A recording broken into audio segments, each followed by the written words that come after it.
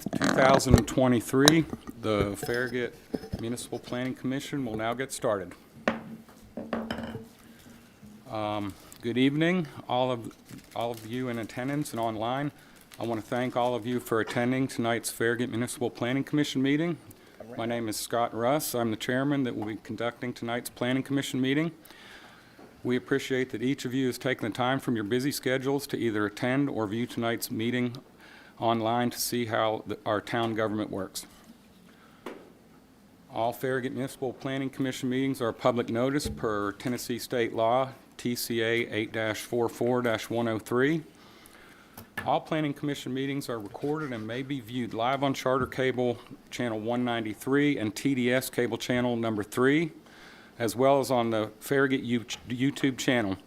And links to the recordings may be found on the Town of Farragut website. Those in attendance should be able to pick up a copy of the agenda at the door when you came in tonight. If you're not able to attend in person or are viewing from home, you will also be able to see the agenda posted on the Town of Farragut website. For any persons in attendance who would like to address the Commission concerning an agenda item tonight, please pick up a blue card at the door and write your name, address, and agenda number that you wish to comment on, and deliver those to Mr. Shipley, please.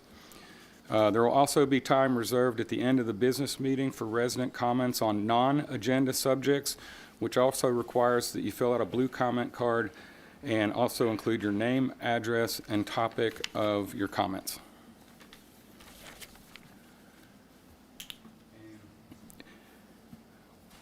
I want to call the meeting to order now. I ask that if you are able, please stand for a moment of silence and reflection, followed by a recital of the Pledge of Allegiance to our country's flag.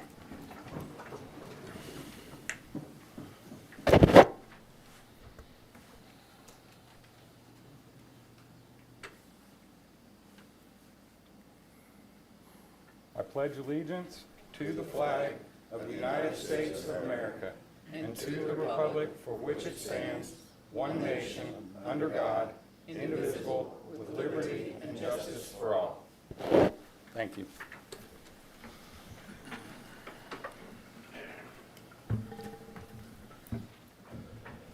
Just have one announcement to make before we move on to the approval of the agenda, and I'd like to welcome any persons that have registered and are participating in the Introduction to Farragut program that kicked off this week. I appreciate you taking the time out of your schedules for, I think, the next, 6 out of 8 weeks to learn more about the functions and operations of our town. Thank you for being here.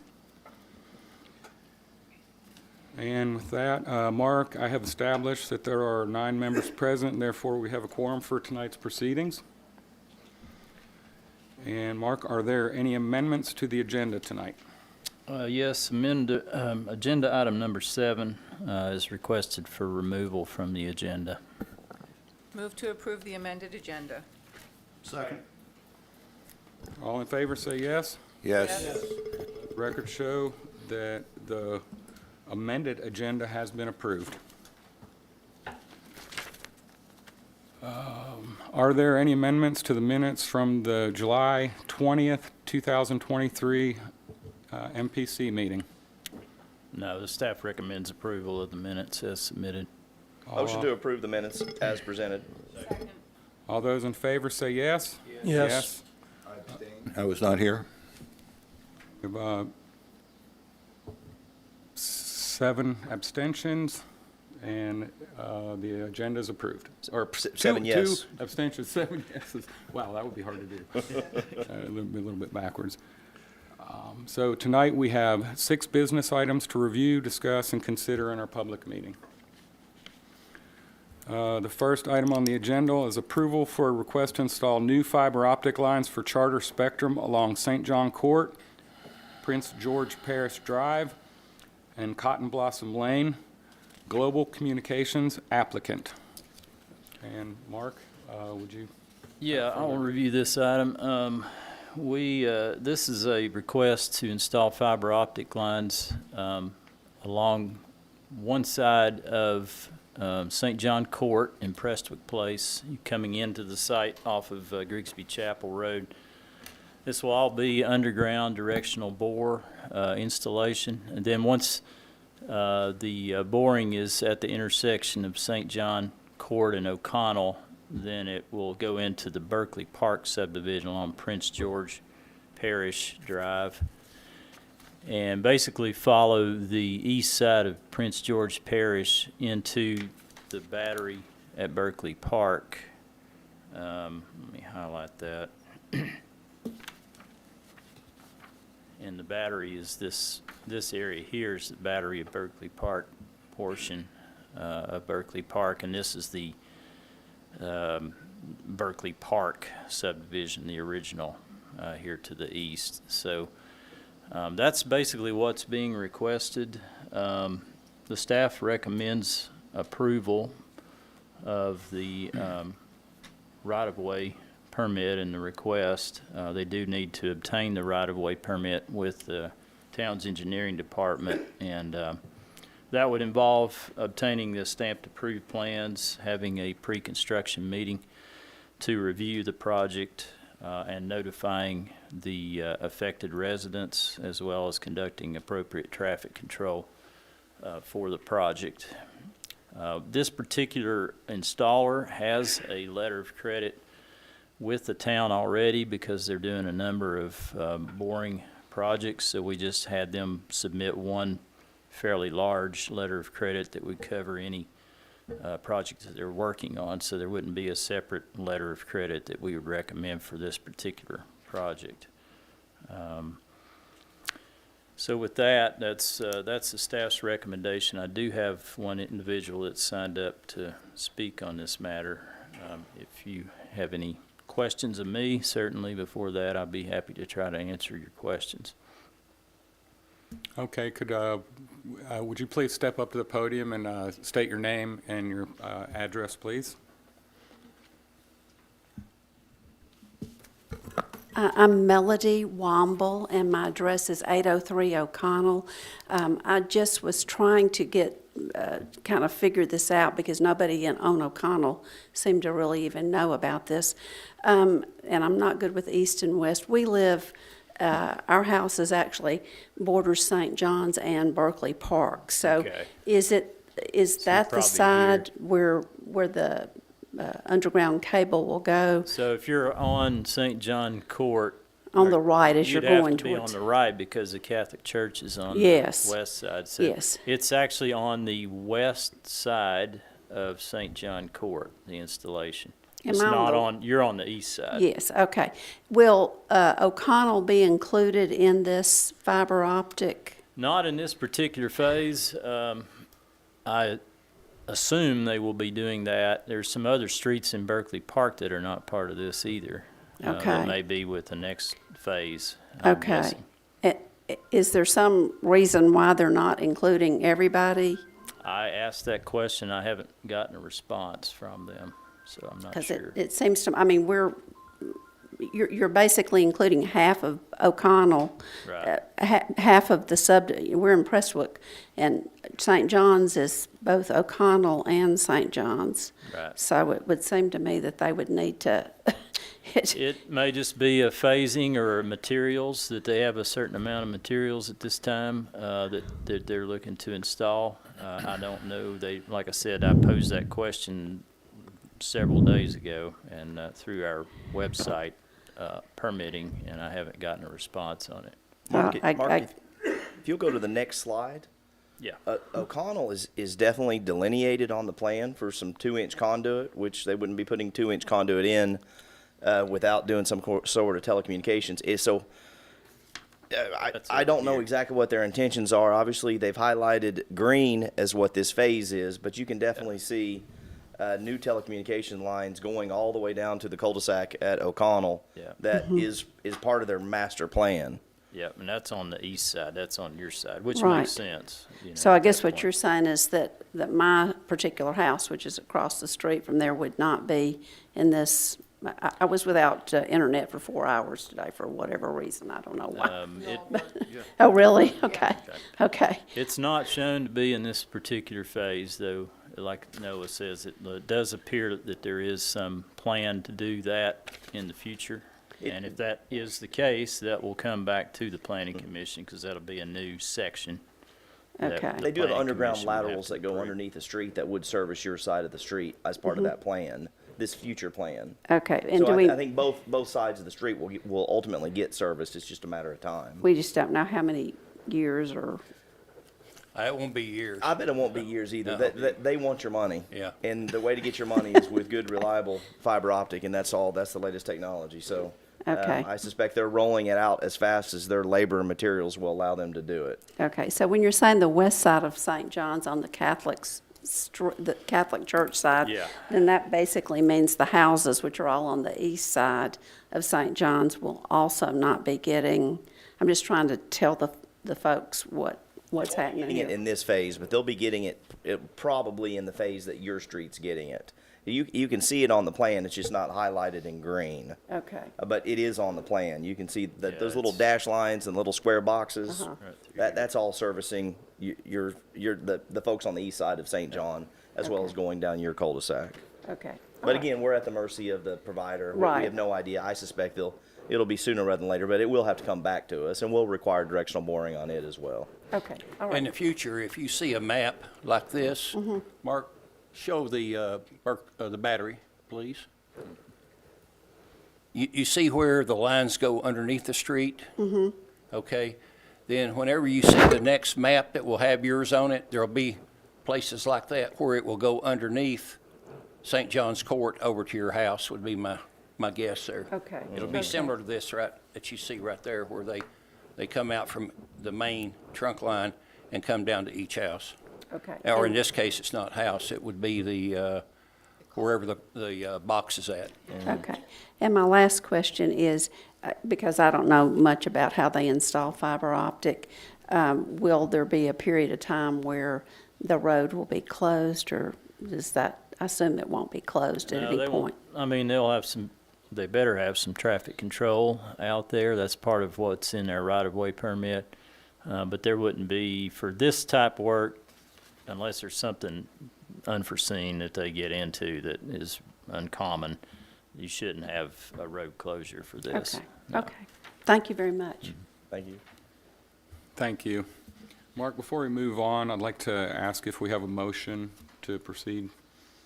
I'll make a motion to approve item number 3, approval for a request to install new fiber optic lines for Charter Spectrum along St. John Court, Prince George Parish Drive, and Cotton Blossom Lane, Second. Subject to?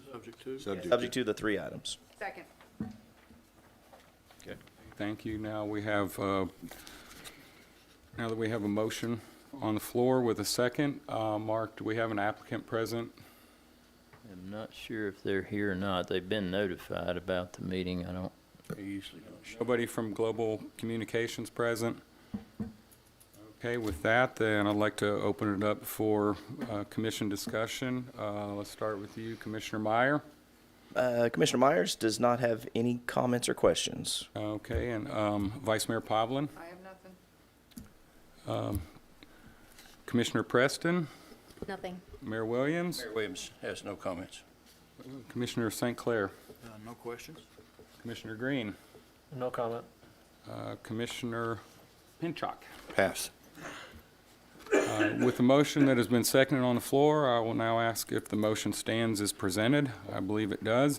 I will now close the discussion and ask that all in favor say yes. Yes. No noes. With that, the motion has passed unanimously.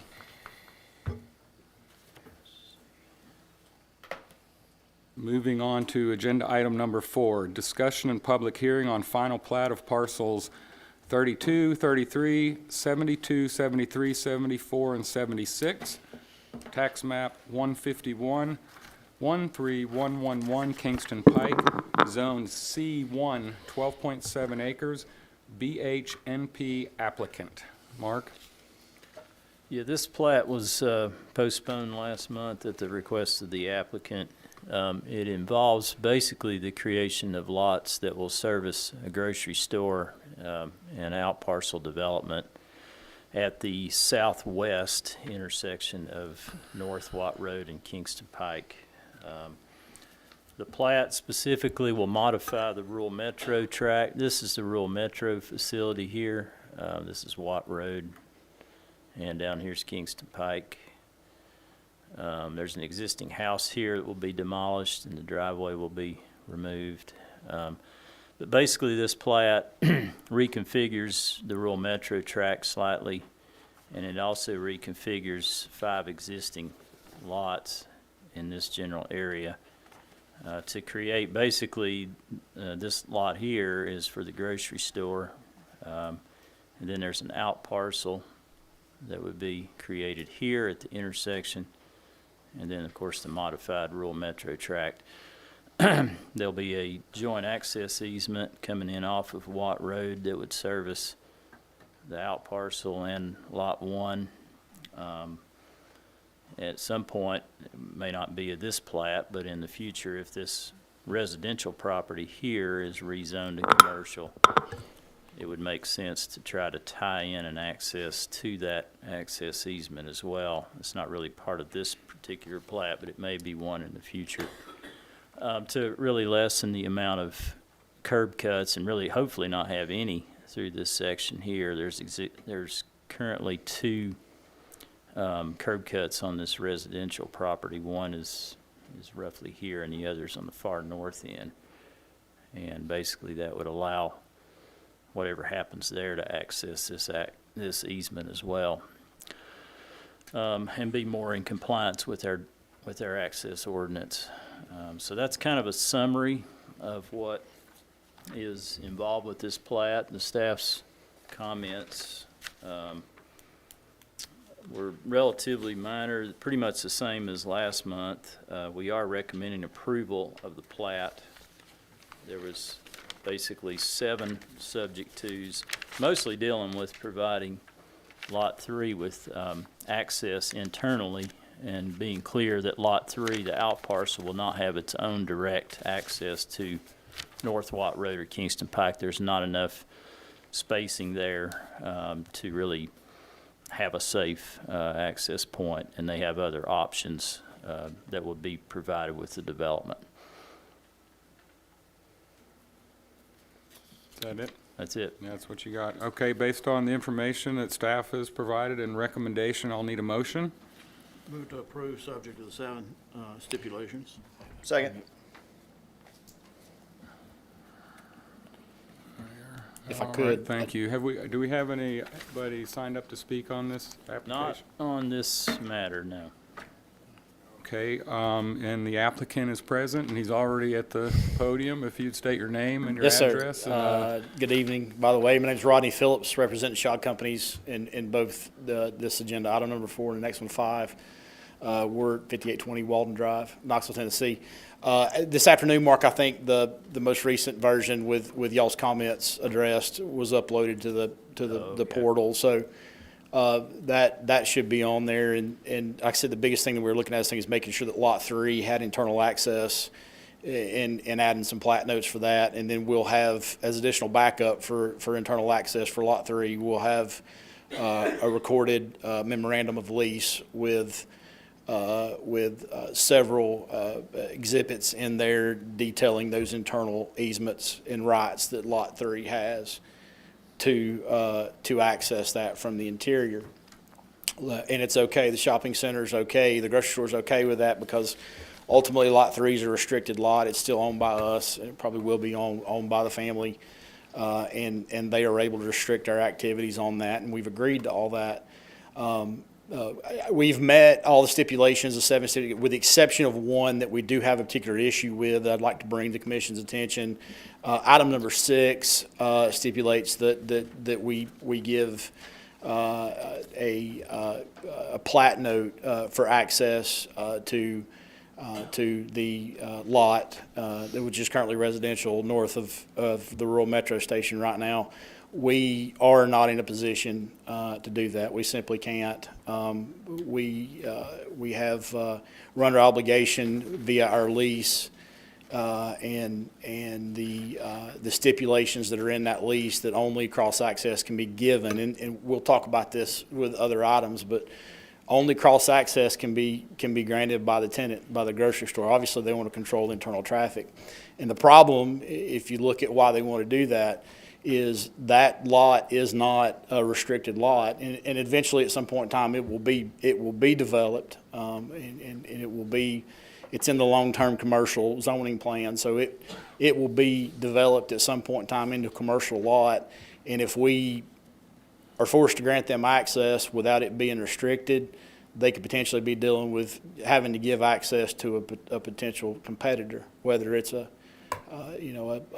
drugstore or a deli or something like that. So that's a little bit of an issue with that, but we would ask that the commission remove item number 6 from that, but everything else has been addressed.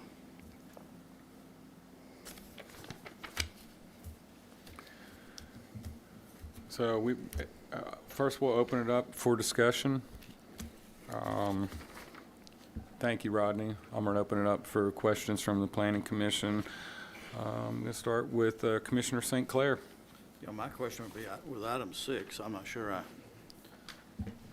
understand the ramifications pro and con for that for our motion. Mark, can you got anything like to shed on, are we restricting? It wouldn't necessarily have to Are we be. causing a problem with number 6? Well, it wouldn't necessarily have to be part of this plat. It was kind of stated as potentially a note. Yeah. I think it's just good planning to be thinking about these accesses on these two major arterials and, what could happen with properties that abut those so that we, are kind of controlling accesses to the greatest extent possible. So it could be something that, depending on what happens with the development of that parcel, if it is rezoned. But the staff's position is we don't want to preclude that from potentially happening in the future because it's just good access control, good access management to try to not or avoid having additional or continued curb cuts on North Watt Road if you have an option to get to a joint access easement and potentially to a signalized intersection along Kingston Pike Now, do you feel the plat through the note, development. do you feel the plat note causes any harm? I mean, to them, Well, yeah. I don't, but I mean, they we're looking out do. For us in the town. I've got a question. How far is this piece of property from the corner? Does it meet the 400 feet minimum requirement if there were an access right onto No, Watt Road? because there would be, you've got the rural metro access here. Oh, that's right. That's right. There's also an access across the street that would be within the 400 feet.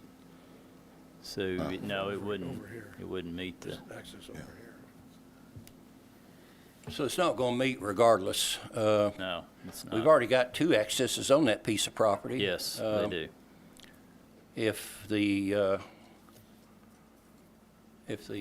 development itself, which is a grocery store, does not see a need, I don't see that we see a need. Well, it's your all's decision to make. I just pointed out as a recommendation that if they did access, there is a driveway on the far north edge of this property, and it almost lines up with the veterinary clinic on the east side of Watt Road, and that would, if you did have an access, that probably would be the best place. That would get it as far away from the rural metro, and then also potentially try to line it up with the vet clinic. But in an ideal world, you wouldn't have a new access there. It would just basically be tied into this joint access easement, at least from a planner's perspective.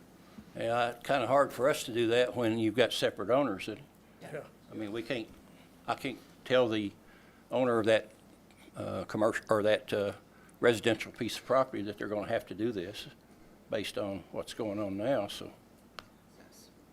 I wouldn't. Normally, we deal with connections like this at the site plan stage, but we're dealing with the site plan tonight as the next item. Are And I mean, I understand our connectivity philosophy and how we've embraced that. But I also understand and empathize with the applicant that with certain tenants, it does create conflicts with covenants that are required as part of the lease. Seems to me we should be discussing this when that next property comes around to being developed. See if they can get an agreement with the property owner of the grocery store to go through there. If they can't, then they probably have to go to Lot Road. But I don't think that's a decision that has to be made at this time. That would be an approach. You could do that. Yeah, when that, Ultimately, what it's about, it's Then about you trying to would make know- safe connections to Watt Road and Kingston Pike, and yeah. quite frankly, what the applicant's proposing here fits their development. What their neighbors do are kind of out of their control, and to penalize them for something that may or may not happen You're is also far-fetched. penalizing this property owner, the property owner that, here, because they have access to Watt Road. Well, but if they redevelop to commercial, their access is not grandfathered in. I understand that, but they're probably thinking, well, what does that do to my property if I would like access to Watt Road? And they're not here to represent that, and I'm very uncomfortable making this decision, and I'm also very uncomfortable imposing this condition on a grocery store that will have, as the anchor, will have this exclusivity clause, and we're kind of trying to impose upon them something, and they don't even own this property. So they can't impose the exclusivity conditions on this future property if it develops commercially. I'm struggling with that. I understand the quandary.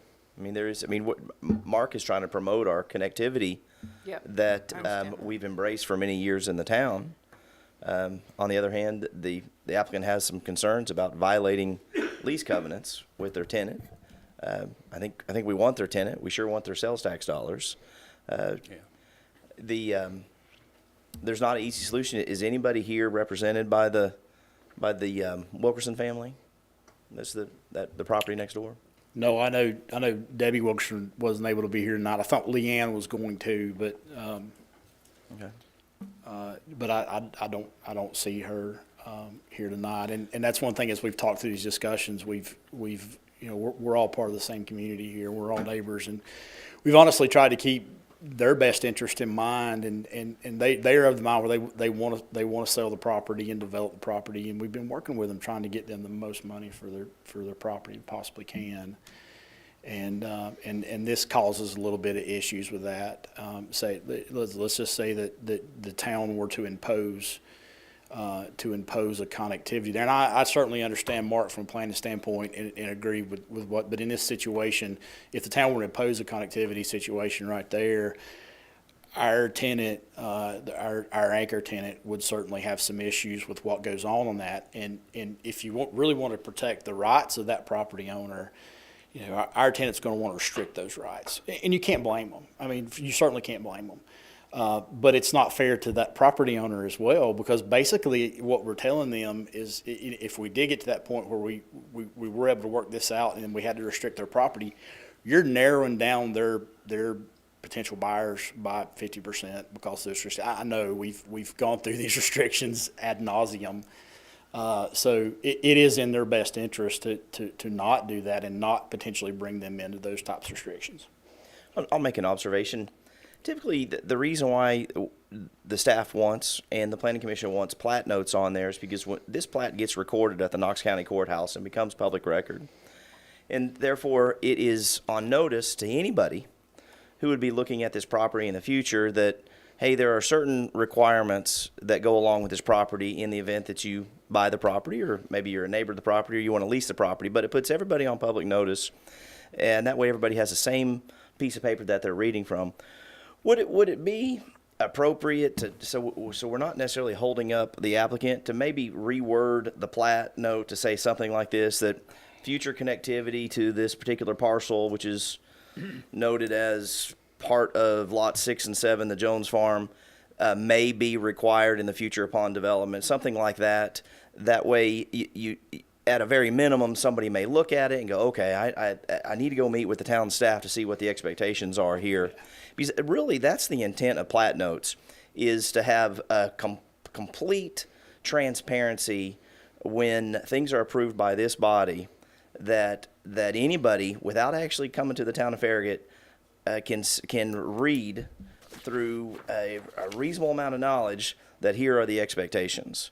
And Mark, if you're comfortable with something like that, and you feel like that, I know Tom Hale's not here to normally I wouldn't like the word, may, or, the word shall is a much stronger word. It's not subjective, it's a requirement. But in this scenario, I think what we're trying to do is put people on notice, and I'd be comfortable rewording it to, that connection or an easement may be required in the future, and to put both these parties on notice that, at some point, you guys may need to work together Yeah, to solve I'm this. fine And with that. Louise, would that solve your concern? And Yeah, I'd be Yeah. I'd be good with that. Mark, if you want to come up with the wording, or we can come up with something and send it to you. Yeah, I kind of understand what Number you're 6 saying. could just say, though the specific location may, instead of would, may likely need to be addressed with future plat. This plat should note that if the property to the north of is rezoned to commercial, access to this property may be through the permanent access easement. maybe through a future permanent accessing or something like that, since we're not really forcing them to plat it at this time. And, hopefully that will pass muster with your tenant, because I suspect all these documents, your tenant's going to have the ability to review all these documents. They want to know what they're getting into for the next, 25 or 50 years. So, So if it's that, a good discussion. I'm willing to amend the amendment to the modified wording for number 6. And that kind of gets back to my intent is to, like you said, alert somebody that might be a possibility, might not be, It's but been our intent through the years of putting things in plat yes, notes. plat So notes. that makes Yeah, me so comfortable. I'm okay with that, because frankly, there may be something that happens on that property that the grocery store folks may not have a problem with. Now, I know that could always change. They may encourage it. But, yeah, again, I'm looking at accesses on North Watt Road and trying to minimize those to the greatest extent possible as those areas develop. well, my thought is that someday when the Wilkerson property does get developed, having the ability for this connectivity actually enhances the value of their property. And so the owner or the future developer is going to have to pick somebody that's going to play well in the sandbox with the grocery store, because it's probably good for everybody and probably makes their property more valuable to have the grocery store traffic having access to your properties. Rodney, you do this for a living. You think that's a fair statement? Yeah, from what I've seen in the market, there are a ton of corporate entities that want to follow this particular tenant around. Our tenant at the grocery store doesn't always want some of those entities to follow them around. So, but in this situation, I think what you're suggesting leaves that kind of door open. And again, what Mr. Green suggests is this maybe is the discussions, and this leaves the door open for that future discussion as well. So, we're good with that. Any more questions on item number 6? Otherwise, Commissioner St. Clair, do you have any further comments or questions on any of the other conditions I presented? made an amended motion. Yeah, okay. Who seconded? Someone needed a second. Seconded. Do I need Noah do I need seconded to that. amend my second? Okay, I'll amend my second to include the proposed new language on subject to number 6. Okay. No further comments on any others. Commissioner Meyer, would you like to comment on any other conditions? No, Commissioner Myers does not have any other comments or questions. Commissioner Preston? No, no comments. Mayor Williams? Mayor Williams has none. Vice Mayor Pavlin? No more. Commissioner Green? No additional comments. Commissioner Pinchuk? I just have a question on number 7. Has this gone to the VRB yet? No, Sorry. no, it hasn't. No, it has Okay. not. It'd be way premature to send it over to Yeah. VR. I mean, until they have a site plan that's not moving, I wouldn't want to hire a landscape architect to, especially on Yeah. the scale of this big. It's a big plan. That's a note in the next item as well, as far as like a landscaping plan, things like that. We've done everything to get to that Landscape and point. signage. I have no further questions. Okay, with the amended motion and second on the floor, I'll ask if the motion stands. And with that said, all in favor say yes. Yes. No nos. Request has been approved unanimously. Moving on to Agenda item number 5, discussion and public hearing on a site plan for a grocery store and shops or shop for a portion of parcel 32, parcel 33, 72, 73, 74, and 76, tax map 151, northwest intersection of North Watt Road and Kingston Pike, zone C1, 10.3 acres. Shad Companies applicant. Yes, this item was actually workshopped at the June Planning Commission meeting due to the complexity and the size of the project. And there were some items that the applicant had wanted some early feedback from the Planning Commission on. The general layout, I think, was one of the things. And this, let me just show the layout page. But again, down here at the bottom is North Watt Road. To the left is Kingston Pike. So the layout has a grocery store here, a retail building just to the east of the grocery store. Of course, this is the rural metro property, and then the out parcel. Parking would be in the front between the building and Kingston Pike, and there's some detention basin here and some underground detention currently shown in this general area. One of the things that the applicant had requested feedback on was some proposed accesses. And there, in general, the Planning Commission was okay with the concept for the accesses on Kingston Pike. The applicant's proposing a right-in, right-out on the east part of the development. And that is about 270 feet from the intersection of Kingston Pike and North Watt Road. Kingston Pike's a major arterial. Accesses are required to be 400 feet apart per our driveways and other access ways ordinance.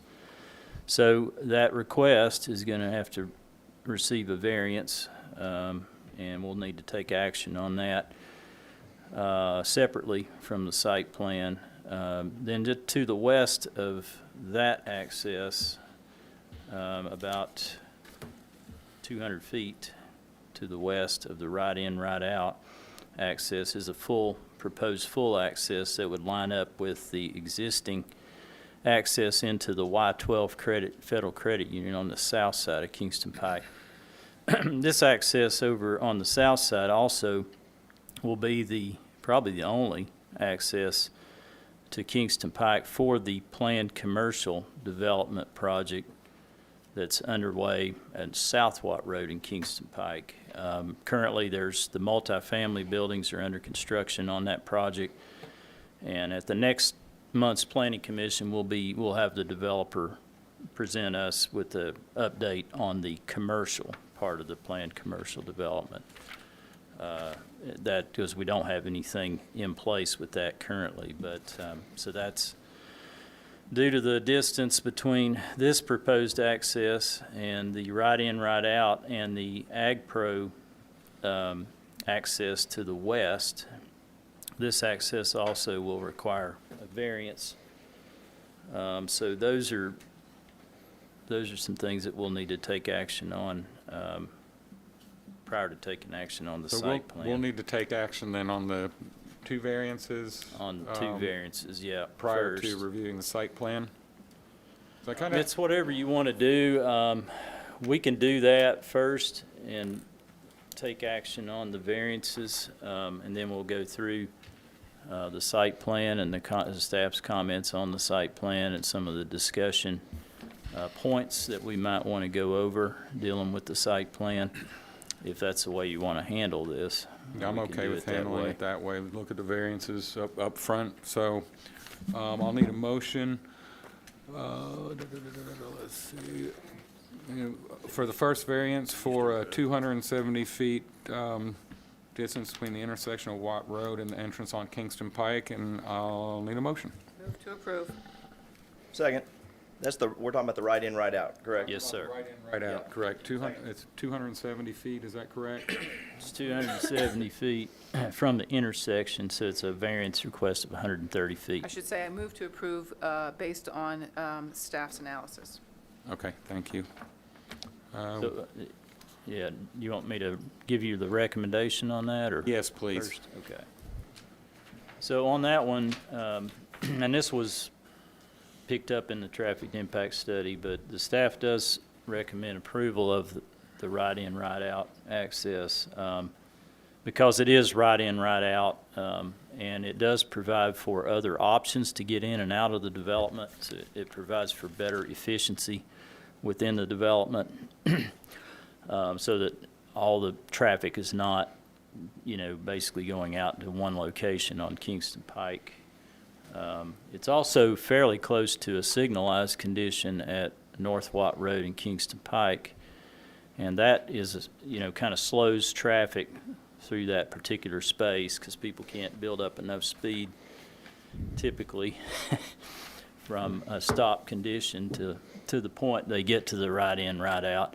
One of the things in talking with the town engineer is the right in, right out really needs to be very pronounced so that, so I think the taper needs to be extended outward on that right out so that, motorists are highly restricted to try to make ill-advised move to turn to the left to go eastbound out of there. So with that addition to the site plan, the staff would recommend approval of this particular variance. That's moving to the west from the right Moving out. to the west, but somebody might try to turn east, and that's what we don't want. So we need to make that barrier, very pronounced. So I've seen, there's some in town that are Have a good sharp, not they have a much sharp of a- point on them. And yeah, there's some it that needs are to real have easy. a very sharp, pronounced point to it. And don't do that. Yeah. Right. Yeah. Can we get a design of that, whatever is going to be put in advance, so we can? And Mark, you're referring to what we typically call the pork chop, which delineates that right in, right out as being Yeah, pronounced. that one needs to be a little bit more pronounced on that, on the right out part of it. Yeah, I think it's the island. You The can design, island, you can yeah. design that island where the pork chop has a little more pointy ends on it. Yeah. Absolutely. No issue. We're there. using all these scientific engineering terms tonight. Chop, yeah. Yeah, I'm a big fan of the decel lane. Do we have?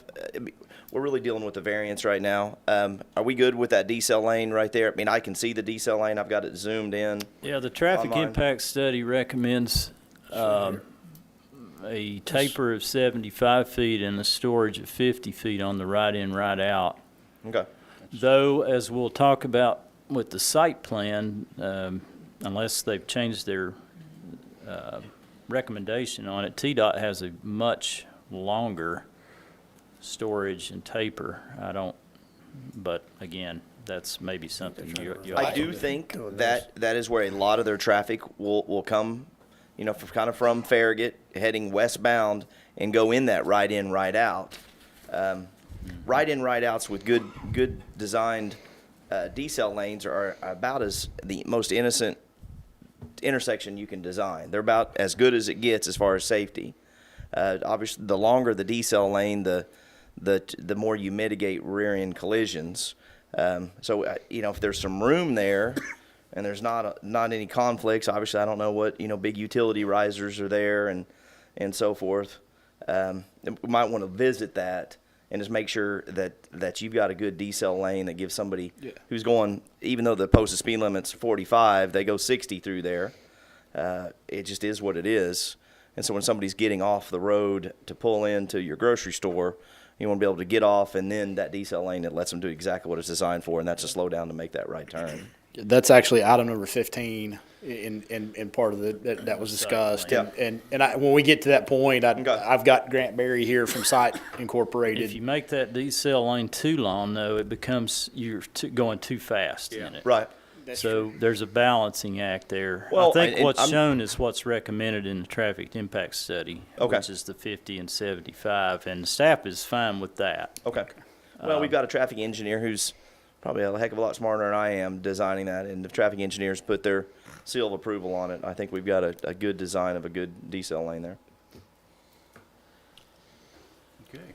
With a motion on the floor to approve and a second to approve the variance from 400 feet to 270 feet, I'll ask all those in favor say yes. Yes. Yes. And variance is approved to move from 270 feet from Kingston Pike to the first right-in, right-out entrance. Motion approved unanimously. The next item for consideration is a variance of 230 feet from the main entrance off of Kingston Pike to the entrance at the Ag Pro. The distance is 230 feet with a 400-foot minimum requirement. Do I have a motion on the floor to approve the variance for the 230 feet? Move to approve based on staff's analysis. Second.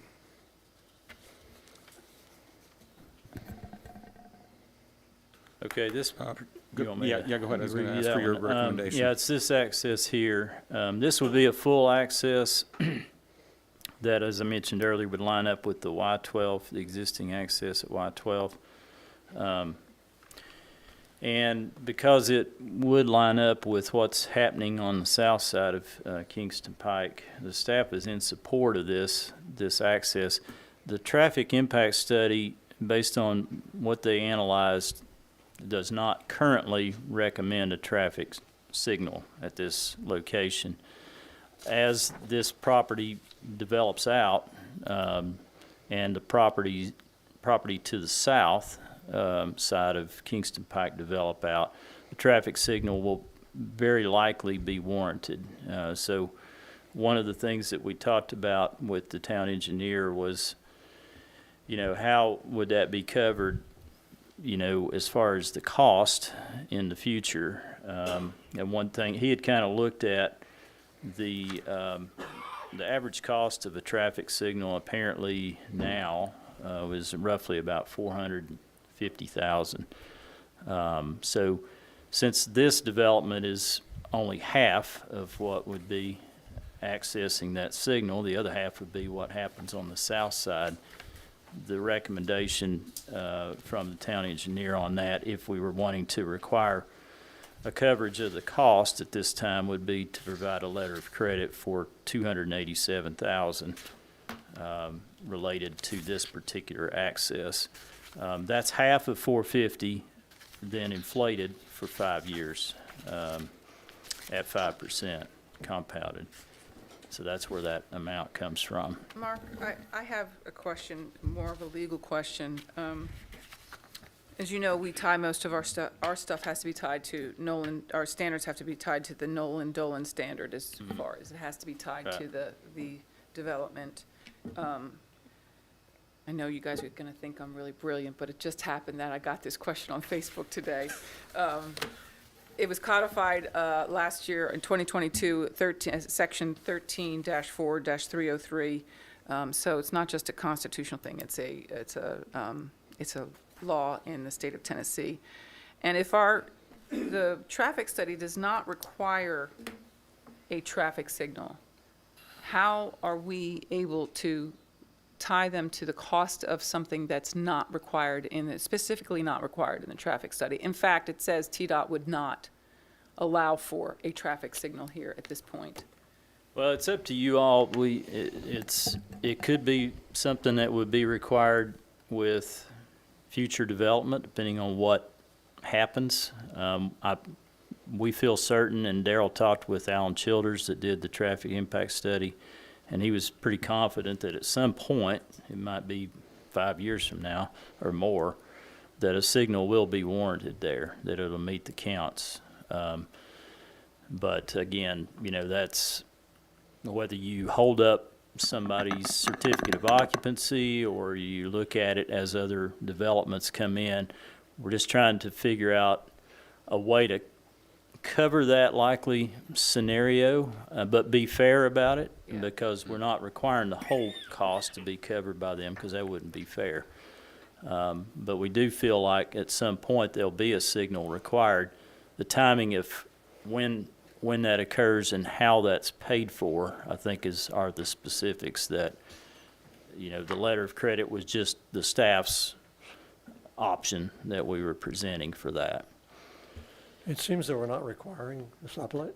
We're requiring Oh, well, some financial ex- backing well, that's for what- when it's required. That's what the Nolan-Dolan standard is exactly about. you're asking them, exacting money from them, and there's no nexus from which to require those funds. It's, you're going above and beyond what we can ask for as a town, is what Nolan Dolan standard is about. Can we annotate the requirement into the plat, into the plan? Well, my concern here is that whenever the other grocery store was going to be built there, and the apartments and the parcels that were going to be there, there was no requirement based then. I mean, we didn't ask them for part of based on what future traffic may be there. I think that's a little bit, You have to treat equitably. I don't think Tom Hale would probably go along with this type of reasoning as far as, Well, especially because it's been codified. It's no longer just a constitutional issue. It's a legal issue at the state of Tennessee level, so. I mean, are we making this a condition for the variance? Yeah, I was gonna. Is that what we're doing here? Well, it was something that the staff pointed out for this access, not necessarily for the variance, Yeah, but it says will be required, so. it's something that, because it's likely to have a signal at some point, but if you all are not comfortable with that and we want to address it with Well, future I development. didn't look at it as a part of the variance, at least when I'm second, because I looked at it as above. Yeah, I felt like it, the way, I Beyond thought it was the beyond traffic too, control, yeah. the entrance, Yes. exit, and the proximity to other well, I thought, curb cuts. I didn't understand that was part of this. I would remove that as a condition of the variance. well, I didn't read it as a condition either. I looked at it, when it begins, a traffic signal will likely be warranted. At that very moment, I said, that's not part of the variance. That's something. Was it Just intended- related to the access is really what it was intended to be. Okay, so it's Okay. not part of the variance discussion. More of the site plan than it is the variance. Yeah. The variance itself, like I said, we're okay with it because it does line up with the access on the south side of Kingston Pike.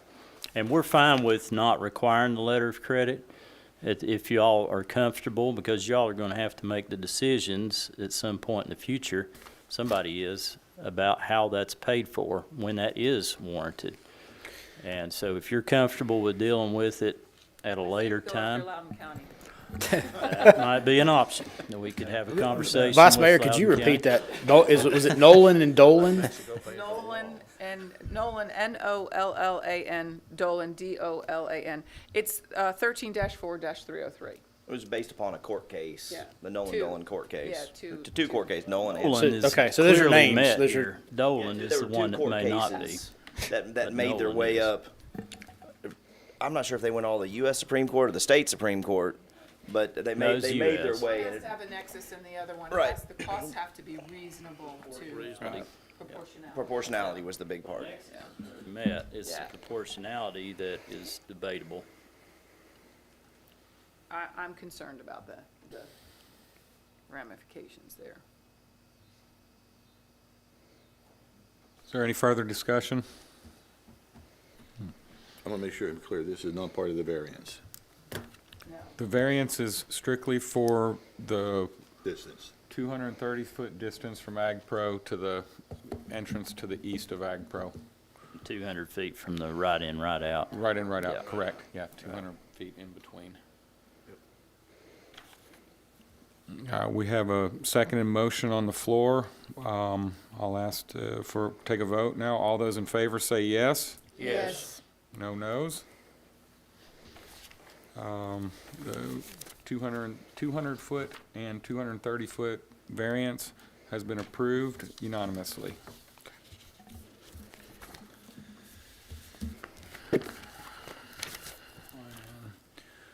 Now, moving on to the site plan. Mark, if you'd give your Yeah, review site and plan. recommendations, please. Well, included at your places are the staff recommendations on this. There were 24 subject tos. Most of them were clerical, and that's pretty common. We did highlight the ones that probably warrant further discussion. And if you want, we can kind of go through those. I can kind of give you an overview, and if you have specific questions or ones you want to talk about further, then we can certainly do that. Well, there are 9 of them on there, Mark. That And are if you want to significant. do a top-level review, and I think, well, Do that. there are 9 that are Yeah, Is highlighted it okay if we edits. just let the applicant pick out the subject twos that are causing them Yeah, because heartburn? Mark, there's a lot of them on there that you said they're clerical, and we're like, Okay. yeah, no problem, we'll take care of it. Are there And any even of the- even some of the red stuff, we're Okay. like, it's coming to you, so. Well, why Didn't don't, I yeah, hear that's you a say good you had suggestion. submitted- Just go ahead. Yeah, and that was for the plat, but in the interest of time, there's information out there that's prepared that's just not been, That's that's not fine. been Mark, submitted. would And you so we, like to, would you like to review that or allow the applicant, let Rodney just kind of fine touch with on that. those? Because at first glance, when I look at these, it seems almost excessive to It's a lot, submit it's a lot. this to us tonight. no, it's a lot, you're correct, but it's not surprising given this is a I big understand project. it's got a you big know. scale to it, There's yeah, a big scale 50,000 here, square so, feet. but a lot of this is just, Mark is being incredibly detailed, and we appreciate that, and As just always. catching everything.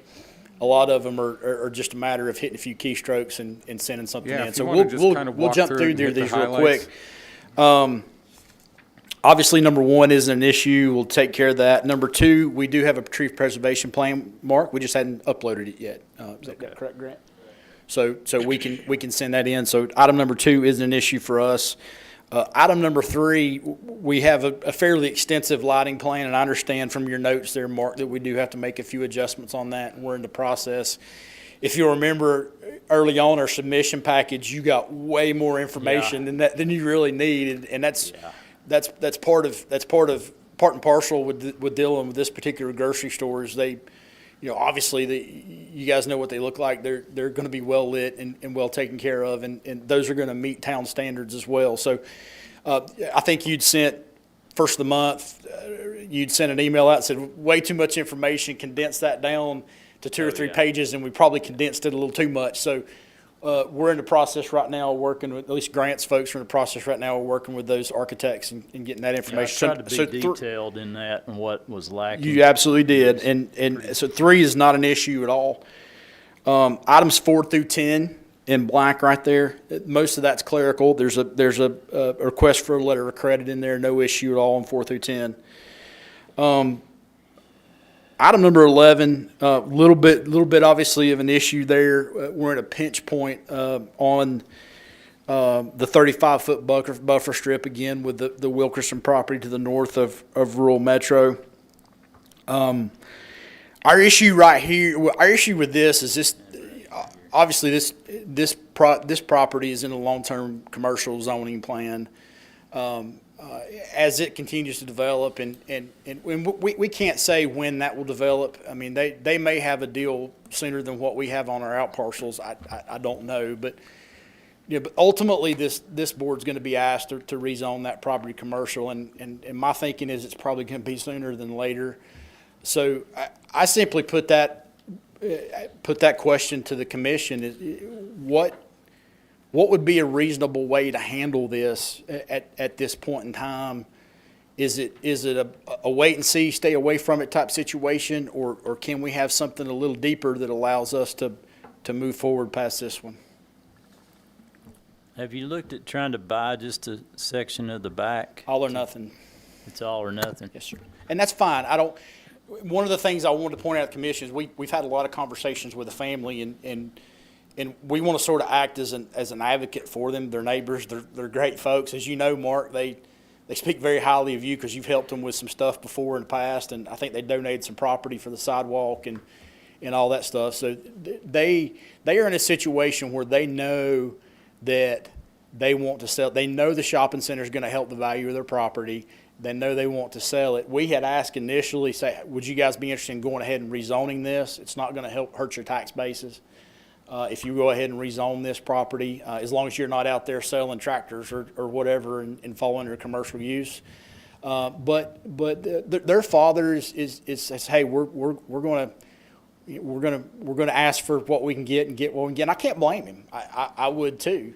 But in this situation, that highest and best use is that will eventually get rezoned and will be turned into something commercial, and you guys will be asked for that.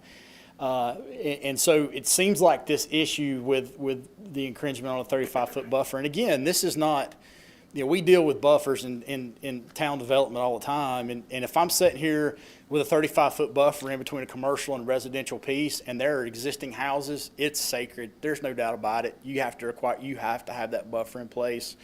Or if there's residential development to take place on that property, you have to keep that in place. And that's not the case here. That's why we're asking for you guys and how you would potentially approach this to allow us to move forward. The The planning bu- commission doesn't have the authority to waive something that's a requirement, and it is a requirement to not have any structures other than a fence or a berm. It's in our ordinance, right? Yes. So this is my question. It could go to the Board of Zoning Appeals potentially, but you'd have What to about have. amending the ordinance and Well, referring to the comprehensive land use plan? that's if- another option, yes. If you If refer the- to it in If the the area is shown as commercial commercial. It or is. something like that, yes, I know, Yeah, I yeah. looked at that. That was one thing when we first started talking about that. I looked at what's That going to be might a long-term. possibility.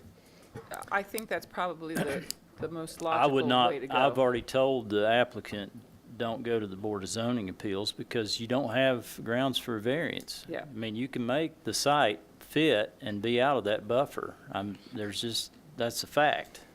And that's what the Board of Zoning Appeals is gonna say, because I've staffed them for over 20 years.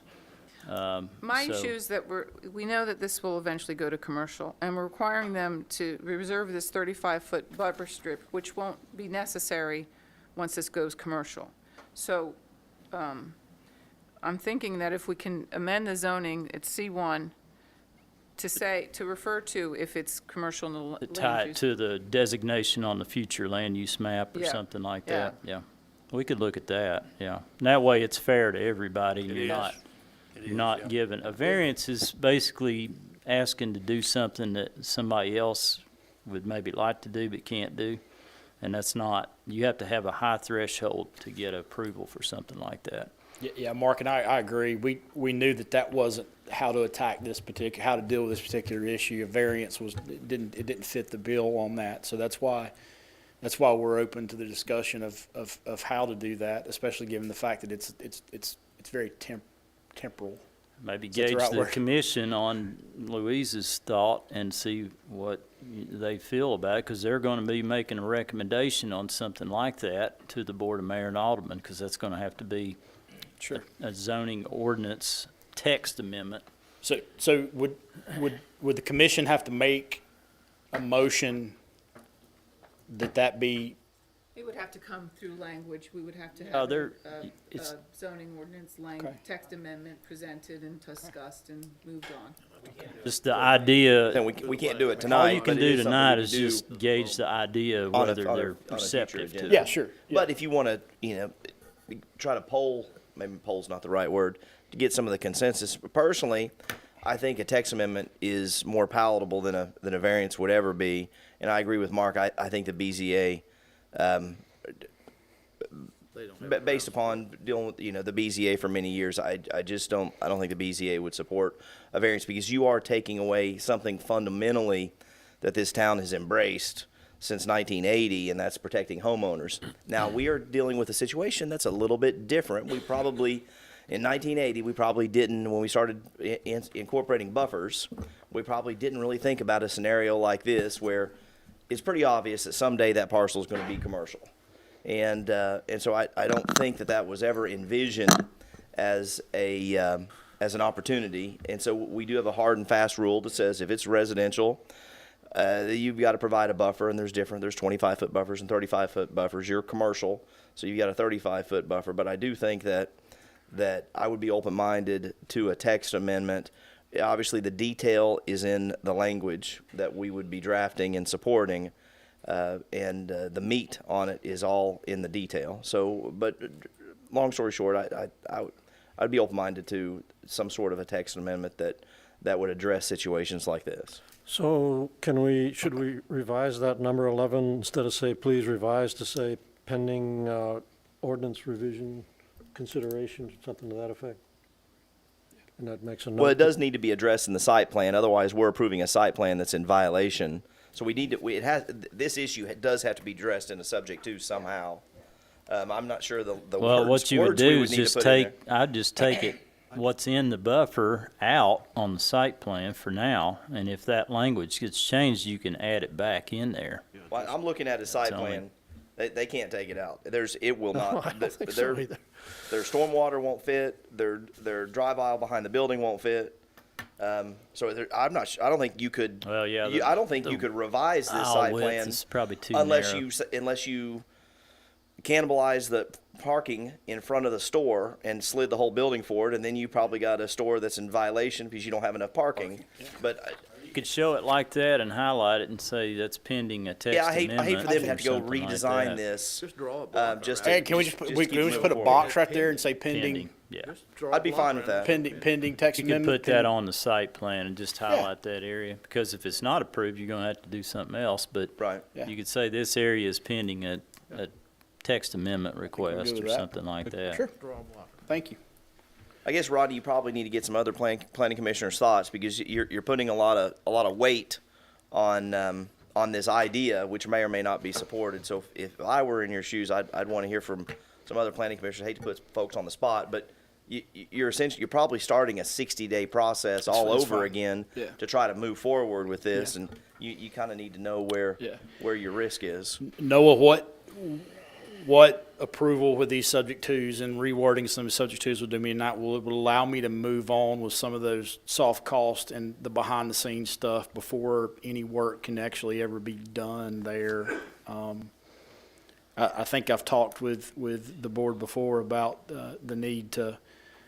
I've got a lot of trash that needs to come out of there and undercut and backfill, and if I'm there doing that in December, it's not good for anybody.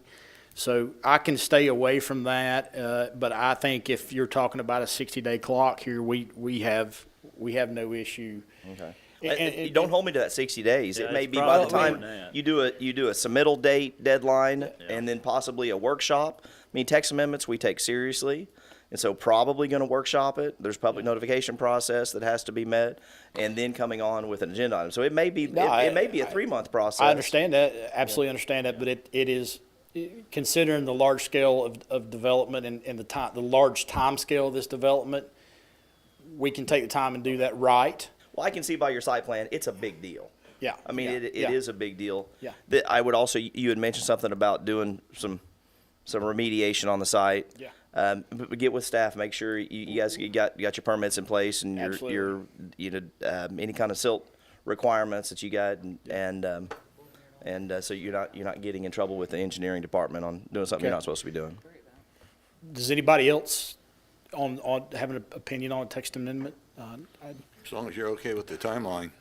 Yeah, I think we can work through that, because in the grand scheme of things, I mean, there's some stuff I need to do on site there. I mean, if we approve subject to text amendment, I mean, that, by the time we get to the point where we're really shaping that corner, we're gonna be pretty far down the road. I mean, this building has these buildings have a year build out on them. That doesn't include site work. That's from the footers up. So, I think we're okay with that. I think we are. Along with the text amendment, maybe the homeowner there would decide what they want to do. It could very well give the Wilkersons a chance to, and it's my understanding that they're already talking about, who's going to offer what. So Might spur them on. yeah, absolutely, for sure.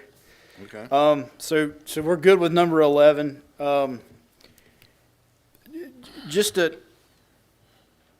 I've got Grant Wilkerson here tonight with site engineering, as I mentioned before, and Grant could speak way more eloquently toward items 12 and 15 in red than I possibly can, but just as a note, we're good with 13 and 14. Those are clerical issues. So if the commission would indulge me, I'd like to turn the podium over at this time to Grant to come up and talk about 12 and 15. Grant, if you would, step up, state your name and your address, please. My name is Grant Berry. I'm with Site Incorporated, 10215 Technology Drive. Item number 12 was about the low-impact development, and I guess our interpretation, what we applied to this, the early versions of this plan, which was long before it came to the town, we had in that large island that's between the two driveways, that large grassed area, that was our pond. And in looking at what requirements we have with the town as well as what the major tenant wanted, we came to, why don't we move, instead of doing an above-ground pond in that area, we placed it to the below-ground pond in that drive aisle, adjacent to it. That way, that larger area there could become a green space area that's landscaped rather than a detention pond right up in front. And then, of course, the underground itself is an open bottomed chamber system that allows, with stone below it, that can allow for stormwater to migrate into the soils and infiltrate. So that was kind of the main aspect of how we were trying to approach low impact on this site. What the ordinance says is that low-impact development shall incorporate a minimum of one of the following, which this plan has none of.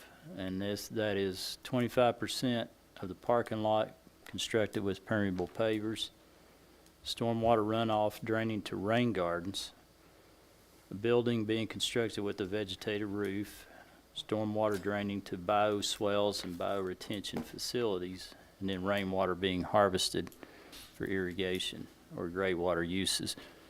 So any of those are options that they could consider. They could incorporate some rain gardens. Frankly, I think they really ought to look at permeable pavers instead of the underground detention. I've looked at some stuff on the website, and the long-term maintenance of a permeable paver parking lot is much greater. I mean, it's a much more durable, longer-lasting product than asphalt, and then the cost of underground detention is not cheap. So it's really something I think I'm not requiring it. I'm just saying that's something that if they were to incorporate some of that, that it could address both the low-impact development requirement and, make a little bit more attractive-looking parking lot, kind of break it up, and achieve more than one objective by doing that.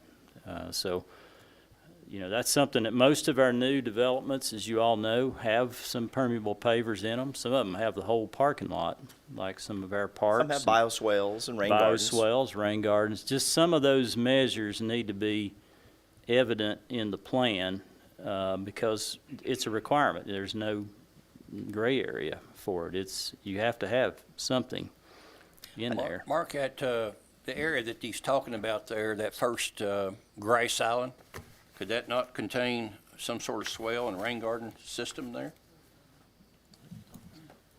We could. Absolutely. I mean, you may have to regrade the site a little bit and direct your water that way. Maybe I just think you already have repurpose some it. water kind of heading towards that part of the parking lot, but you could definitely make that a bioswale or a rain garden. The only thing we would ask, and I'll pick you on a little bit because I think it's the same developer, is that, they take a little bit of maintenance, a little more maintenance than what the Dollar General store has sustained over the years. But the bioswale does a pretty good job. The other thing I would encourage you to do is underground stormwater detention. The chamber system is very expensive, and if you price the impermeable pavers, we've come to find out that the storage capacity of the aggregate, we'll call it the stone, but the aggregate that is under the permeable pavers actually created enough storage volume to be able to address our needs. You're dealing with a big site. I know you've got a lot of water that you got to deal with, and as a civil engineer, you got to design, but it might be a hybrid where you guys got a couple things, but if you could eliminate the underground to be able to do the permeable pavers with the storage in the aggregate, and you still got the stormwater pond on the north side of the property, you might be able to save a few dollars. The only thing I'll say about the permeable pavers is the tenant does not like permeable pavers with shopping carts. Well, I mean, you could put the permeable pavers on, I agree, on that far end of the parking lot, the south end of the parking lot, but I do understand pushing a buggy over permeable pavers is probably noisy and not as comfortable as pushing it over asphalt. So I do understand that concern. But fortunately, when we did LID maybe 10 years ago, we came up with other options because we didn't want to force feed one particular low impact development practice. We wanted to say, all right, how about if there's some other, and quite frankly, you guys may have something that we hadn't even thought of yet. I mean, I don't know if we've had anybody do rainwater collection yet, but that was an idea. But there may be something completely different that we hadn't thought of that we would be open-minded to, is maybe adding it to the LID practices as an alternative. But I don't think you're going to get support if you want a variance from LID, and I'm not sure this body could even give it to you, because that's something that we've implemented for at least 10 years on 100% of the any new projects in the town.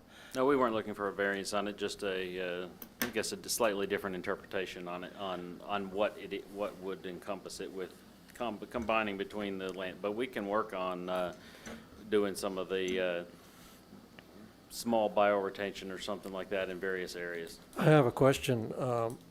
If the permeable pavers were under the parking spots only, would that be enough to cover the drainage? You're saying typically you're saying not- do the drive aisles out of asphalt? Yeah. So your buggies are out in the drive aisle? Yeah. I don't know. Possibly. You guys have to check with your tenant and see if Possibly. that would keep them Might happy. actually might look kind of nice, too. It might look really cool to have the pavers in the parking spots and your drive aisles out of. Typically, you're not pushing the cart across the parking spot. There are some other products there. I've not used it. I've watched some videos on it. There is permeable concrete and permeable asphalt. I don't think the town staff is 100% sold on it yet, and I don't think it's probably because we just haven't had anybody want to implement it. But there are some other products that are like LID practices that are other than permeable pavers. If we're talking about just any kind of a surface area for a parking lot. So again, permeable concrete does exist.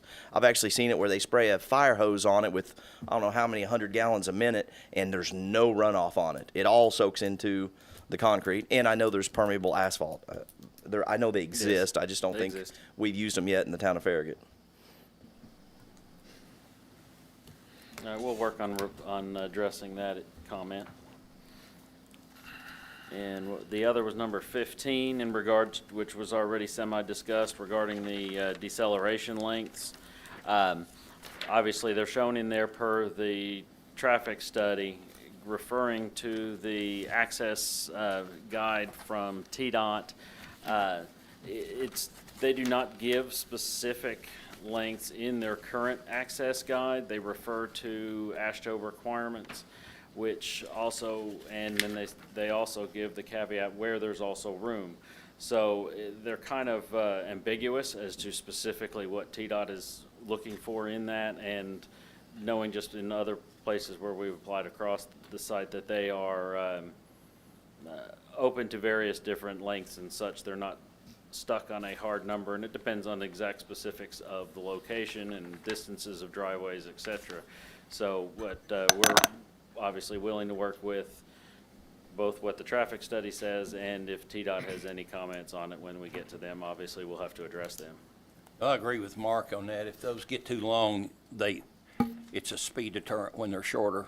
It is. They get too long and they go in there just a little bit too fast, and that's a concern. It kind of becomes another lane, and that's Yeah. not, the intent is to get a car out of the flow of traffic, Right. and that's all it's for. It's not anything else. And if it's too long, it's just going to become another lane, and they're out of the main flow, but they're not slowing down much. It's not the Right. pit road for the grocery It's store. not the really intent of what it's supposed to be. And that comment is phrased such that if TDOT's okay with what they have designed, which the staff is okay with, what they have on the screen, then it's fine. But if TDOT has a major change, that like some of these tapers that Darrell had mentioned to me, much greater than what's on the plan, then that may have to come back to the planning commission, because it could affect your right in, right out.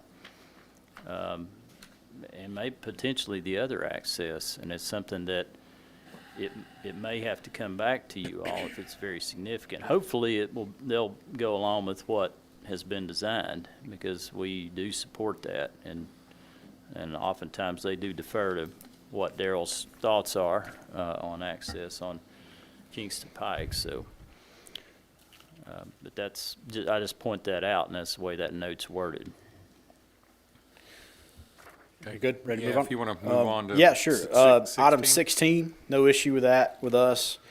Item 17 is highlighted in red. We've really covered this before, and I think Vice Mayor Povlin's suggestion of changing should to maybe in that situation, I think we would be amiable to. 18, no issue with. 19, we've discussed, and I think in the staff developer meeting, we discussed. You want me to put those options on the Yes, screen? if you don't care, I thank do you. We have discussed the options for the walking trail. We have two options that we're asking you to approve, and we'll do an either-or type situation. I would still like the opportunity after this meeting to continue to work with our landowner adjacent and try to explain that it is in his best interest, and everybody likes this plan better, to share that walking trail along that property line. It fits in there, it looks great, and the great thing about it is we'll build the walking trail, and it will also take care of his requirement if he should ever decide to develop that property, so it can serve a function for him as well. However, until we can come to an agreement on that, we do have a workaround situation that we're asking the commission to approve as well.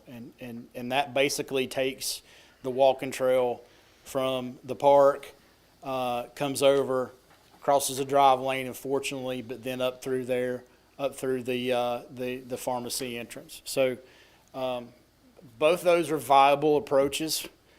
We would prefer it to be on the property line, but I would ask a little leeway that we continue to go ahead and work with the property owner adjacent to us to make that happen.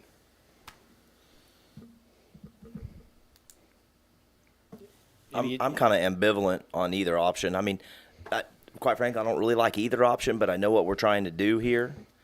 And so I don't know. I could go either way on it. I mean, I do think having a connection to the park is important. And I wish there was a better way. I understand their site plan. I think this is either one of these are the best case scenarios of the worst options.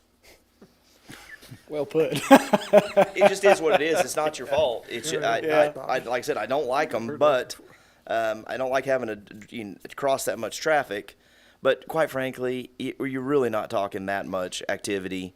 You know, when their ball game's on and somebody wants to run over and grab a 12-pack of Gatorade for all the kids, yeah, you might have some parents run over there, and it does need to be, where it's somewhat the word I'm looking for, where it's intuitive. And otherwise, they're just walking across the parking lot in, where the tractor trailers are coming in making deliveries. Yeah, they'll find their own way. As I say, they're going to do what they're going to do. Unless you have a, Yeah. So I think we're good on the either or option there. You're going to work on either, unless staff has a preference. Maybe is there something I'm missing with safety? I mean, I would prefer this option just because it's cleaner and the pedestrian is completely out of any conflicts with the And longer term. motorist until you get here, but That's what the note says. just got one less crossing. Yep, agree. I I mean, mean, we all prefer that. It's just a matter of yeah, I understand that. working that out. So, Yeah. if we could move on, that was item number 19.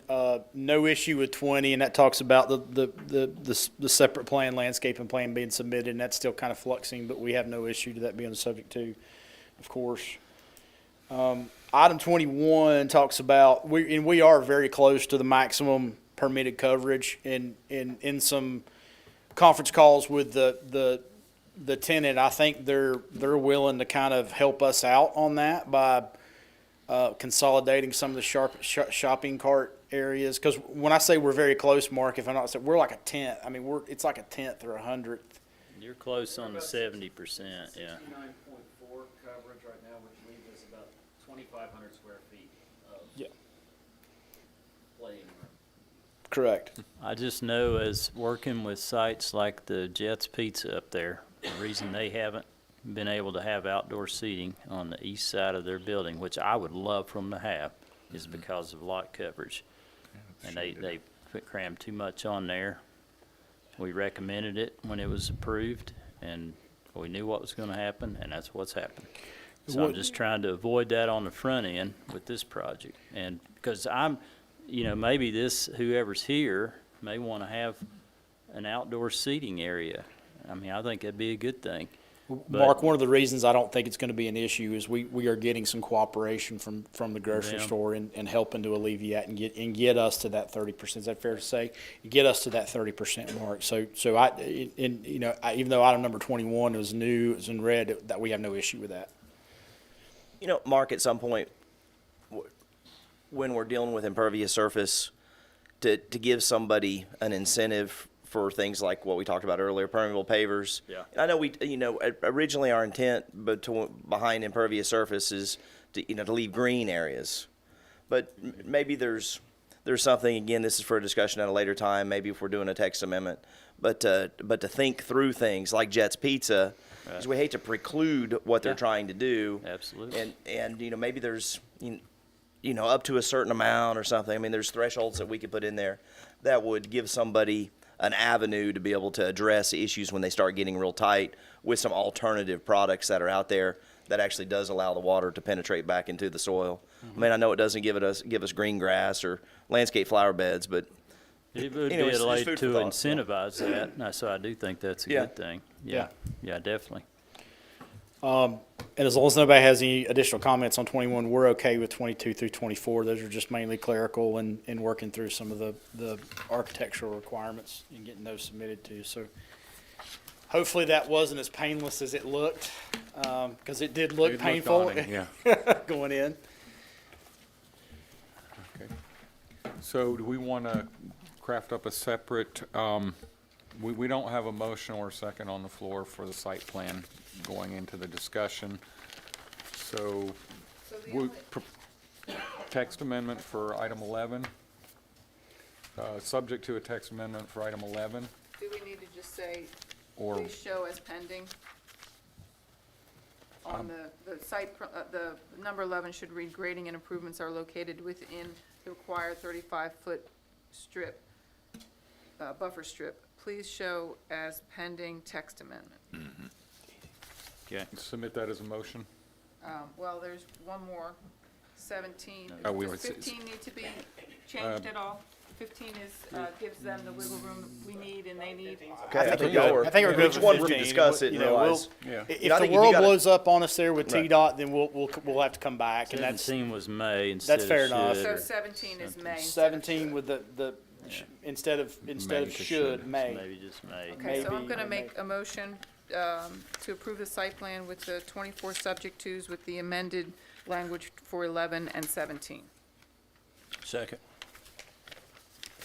Motion has been seconded, amended motion has been seconded. And now I'll ask all those in favor, say yes. Yes. Noes? Site plan item has been approved with subject tos. Thank you very much. Thank you for your patience in Thank you, working Rodney. through that. You guys have a great night. Thank you. Yep, you as well. Okay, Mark, do we have any utilities this evening? We have one more One item. more item. Number 6? I thought we could Somebody skip that that one. signed up on that one. For discussion, that was the last business Purposes. item. Discussion and public hearing. Nope, nope, hold on. Let me get to the right page. There's two-sided pages. Agenda item number 6 is discussion on a request to amend the Farragut zoning map for parcel 069, tax map 142 from R1 and R2 to R3 and S1. 41 acres, Horn Properties Incorporated, applicant. This item is for discussion purposes only. Yeah, just a little background on this. It was postponed at last month's meeting. This involves a request to rezone a 41-acre tract that's north of the old and new Ingalls and south and east of the Baldwin Park subdivision. off of Boring Road. This parcel was part of a larger study area where we engaged the community on what they wanted to see for this part of town. Several months ago, we spent a lot of time on this particular outreach effort. And this tract, 41-acre tract, and I'll just kind of, it's this area here, Baldwin Park here in the upper left. And this is the new Ingalls and the old Ingalls building. Village Commons over here to the west. So that's the tract that's in question. It's the largest undeveloped piece of property in that Boring Road study area. Most of it's currently zoned R1, which is rural residential. There is a small section that's R2, and then there's a buffer zone area directly north of the Ingalls. It's about 90 feet wide, but that's not part of the rezoning request.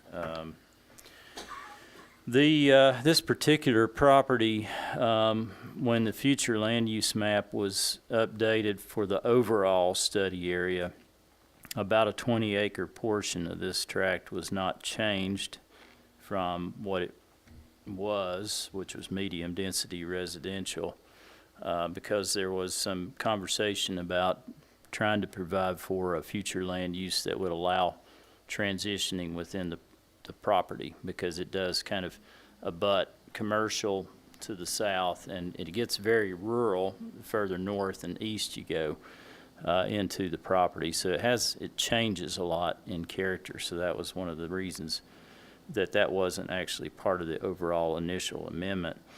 And then the applicant requested to rezone basically 10 acres in this general area to S1 to develop a senior living community.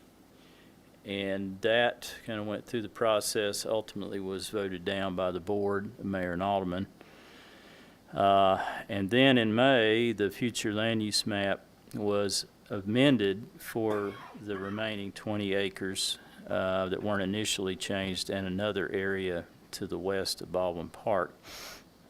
And that particular designation ended up being about the southern 2/3 of that 20 acres was changed to low-density residential on the future land use map, and that's basically a density of 3 to 6 dwelling units per acre, kind of what you would see as a townhome type use. And then the remainder is designated as very low-density residential, which is 2 to 4 dwelling units per acre. And that is a density that's consistent with the Baldwin Park development, which is about 2.37 units per acre. So that's kind of how it's currently designated on the future land use map. At this time, the applicant is requesting to rezone about 30 acres of the property from R1 and 2 to R3, at least that's their request currently. And then the remaining roughly 10 acres would be S1. The S1 configuration is slightly different than what was not supported by the board. It does provide more distance between the north part of the S1 to Baldwin Park. And then, of course, they're requesting to rezone the whole property as well. So it was a significant change from the original rezoning request. At the staff developer meetings both in July and in August, the applicant was present, and they talked about the fact that they have a builder that is interested in doing the residential portion of the project. Staff noted that one thing they may want to look at is the open space residential zoning district instead of R3, because it would provide more flexibility and very likely lower the development cost. And that's really why the OSR is pretty much most of the new subdivisions in the town get rezoned to either OSR or OSMR because of its flexibility. The site is, you know, like I mentioned earlier, you kind of go from a commercial area down to the south to very, very rural up in the northeast part. So the OSR or OSMR would allow for maybe working in appropriate transitions on the property given its characteristics and context. Because when you look at R3, yes, the lot size is much smaller, but when you're factoring in the developable land area, you have to deduct out the rights-of-ways, the open space, the detention basin, and there's a required 25-foot buffer strip around the R3. And all those things are deducted, you end up with about the same development density as you would have in OSR, because OSR, you just take the total tract size and you divide it by 20,000, that gives you the number of lots. Then you can distribute those lots however you want on the property, and so there's no minimum lot size. Again, that's one of the incentives about the OSR. It just gives you a lot more flexibility, and you can factor the entire tract into your development density. So it's just something to think about. Another thing that was brought up during the staff developer meetings was the fact that the Boring Road is going to have to be brought up to the standards that are required in our subdivision regulations in association with a rezoning like what's being proposed. And that's something that would be a condition for any recommendation or action on the rezoning, at least from the staff's perspective. Another thing that we talked about is that a concept plan will be required by the time this is ready for recommendation from the Planning Commission. It's going to the Board of Mayor and Alderman next Thursday for second reading. It was unanimously supported by the Planning Commission and the Board on first reading. So that is something that will be required for the S1 part of this rezoning, which is this area here. And, you know, so that the community knows what someone has in mind before a change in the zoning occurs. That was the intent of having that. And we've been very upfront with the applicant. They've been aware of this for months that we're working on this, and I think they've been fine with that because they do have a concept for what they want to do with the S1 part of this rezoning. So that's kind of a long summary of an item that has maybe a lot of discussion points associated with it, but I'll be happy to try to answer any questions you may have. I do have one citizen that has signed up to speak on this whenever you want to hear that. I think I'd like to hear that now, if you'd like to, you know the drill. It's John Holtzrager. Yep.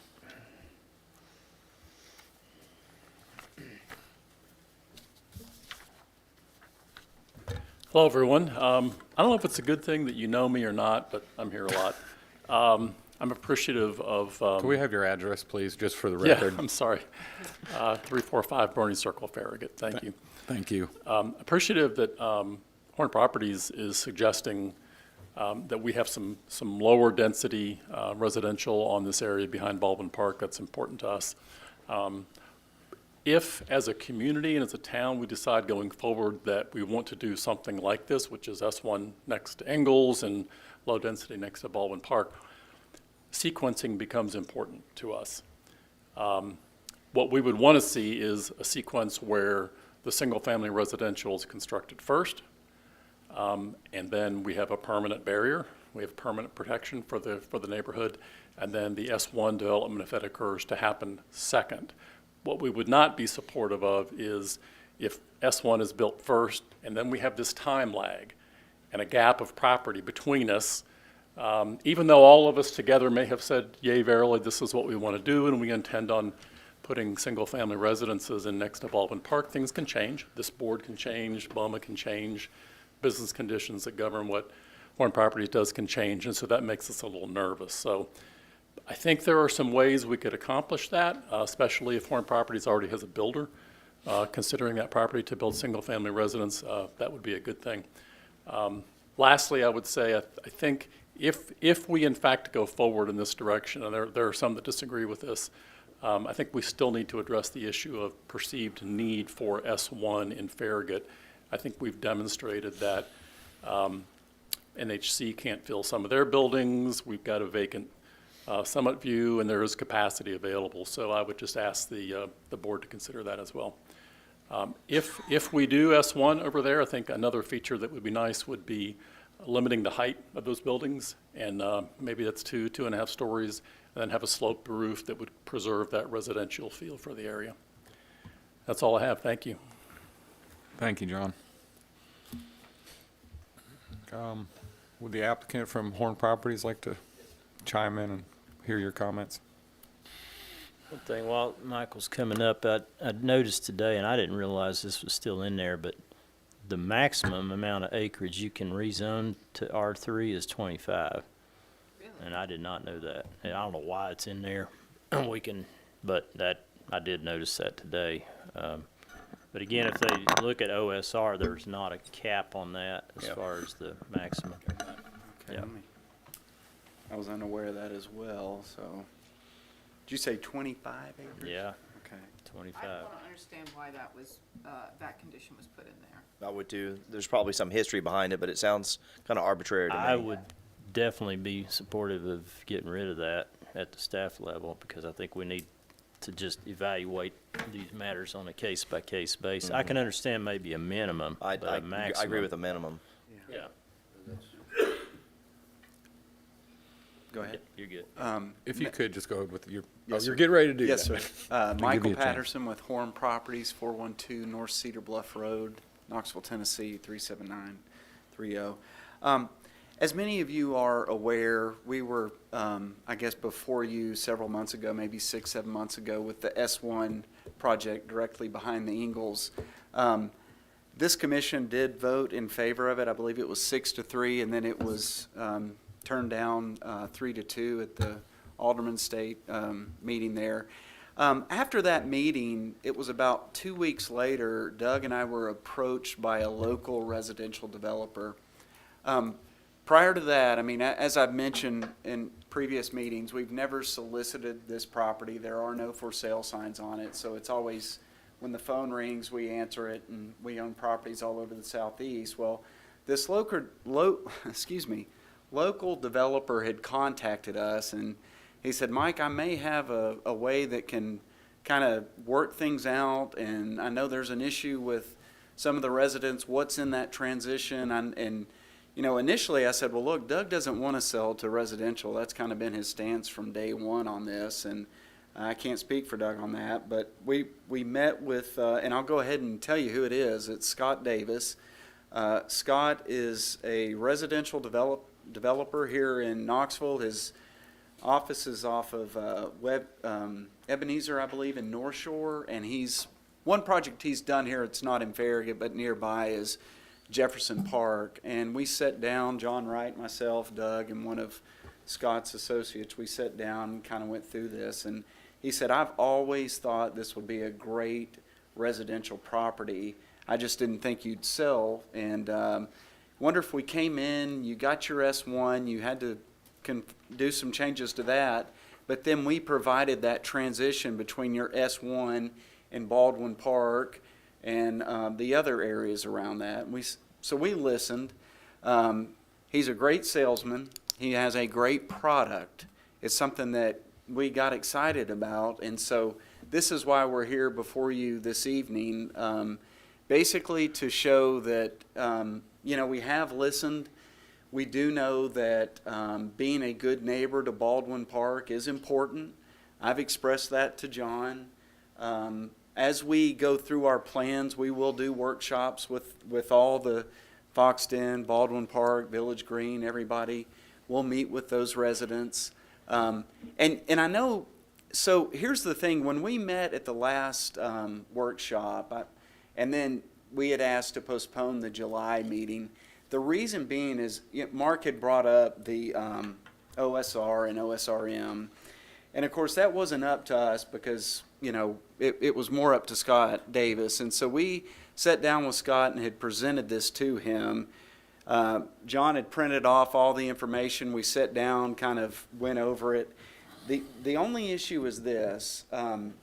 Scott Davis doesn't do townhomes. And the way we looked at the stuff that as you go down McPhee Road towards the railroad tracks, there's the OSR on both sides. That's not necessarily the product that he envisions for this piece. He envisions a nicer home. Not that those houses aren't nice over there. I would live in them in a heartbeat. I've toured them several times with John Wright, Doug, and Scott. We've been through that several times now. I just live about a mile away from it. But Scott's vision is a little bit, a bigger home, maybe a higher price point. And he just doesn't develop the townhomes, these cluster developments. That's not his MO, so to speak. So he said, if it's okay, I'd like to stick with R3. I said, well, Scott, that's, we'll move forward with that if that's what you want, but that's kind of the direction we think we're going to go with this, and it's based on the advice we have with the developer that we're working with right now. However, we do see some ways to where we can incorporate. I know tree preservation is a big deal when you look at the OSM or the OSR, and I know there's a large tree line that backs up to Baldwin Park. That's something we don't want to mess with. That's a great buffer. It's a natural buffer. Those trees are large trees that have been there for probably 50, 60, 70 years. We don't want to cut those down. We have no intentions of cutting those down. But we do want to be able to build, an R3 type home that would abut to those property lines back there. We're not saying we want to chop the trees down or anything like that. The only cluster as it relates to R3 is kind of in the middle there, kind of at the point, which would be the southeasterly point of Baldwin Park. There's a small cluster of trees there. And then the remainder of the trees that are in the S1 zoning, there's a large cluster there too. But for the most part, that property is fairly, vacant. I mean, it's just kind of a field, so to speak, that we mow and cultivate hay on, I believe. So we're hoping we can incorporate some of those values that you see in that, but unfortunately, the developer, his direction is R3, so that's I just kind of wanted to bring that up in this workshop to see if I can get some kind of input or guidance, I guess, from the commission here. And then we're fully aware that we'll be submitting a site plan on the S1 portion of the property at the next meeting, so we're working on that as we speak. One clarification on that, Michael, is you don't have to build townhomes. That's only if you wanted to in the OSMR.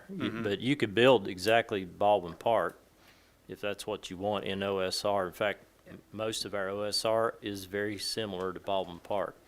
If you go into Brookmere, that's OSR. It's got about the same lot size as Baldwin Park. Like I said earlier, the good thing about the OSR is it gives you a lot of more flexibility to put that kind of product more, innovatively on different parts of the land, and you don't have to extend as much infrastructure typically to achieve that. So that's just something, that's why I pointed it out. If they want to go through with R3, we will have to deal with the 30-acre matter because, the 25, and yeah. But like I said, I would be supportive of getting rid of that from a staff recommendation perspective. But, again, I think the OSR, there's a reason why people rezone to it, because it is, you're going to have about the same density, frankly. Right, It's going to be around the Baldwin Park So density. he gets clarity. There's OSR and there's OSMR. You were looking at open space residential, single-family detached. Open space mixed residential is a mix of single-family attached and single-family detached. Okay. So it could be a mix of townhomes. Grove at Boyd Station is OSMR. That's the. Correct. Yeah. And cottages at Price Farm is OSMR. Okay. Brass Lantern is OSR, Brookmere is OSR, Meadows at McPhee is OSR. Okay. So it's all single-family detached. Okay. So that's just so you can go and look at what those look like. Well, and let me ask you this, and I know this is kind of a, maybe this isn't appropriate, this question for this meeting, but the cluster of trees that I mentioned kind of there at the southeasternly part, just south of Baldwin Park there, kind of in the middle, you have right in there.